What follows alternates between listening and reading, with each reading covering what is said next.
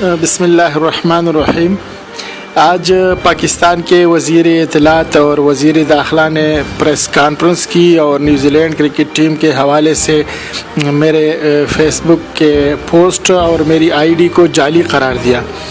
اس لیے یہ وضاحت ضروری ہے کہ وہ فیس بک آئی ڈی میری ہی تھی اور اس سے کیا گیا پوسٹ بھی میں نے ہی کیا تھا۔ اس حوالے سے وزیر اطلاعات کا بیان حقائق سے فرار اختیار کرنے کے مترادف ہے۔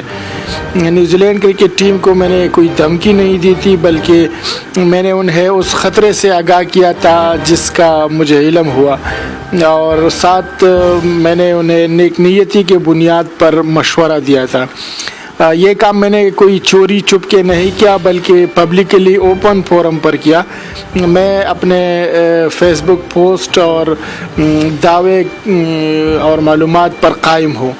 مجھے کرکٹ فین کے طور پر خوشی ہے کہ میری وجہ سے کرکٹ نقصان سے بچ گیا ہے۔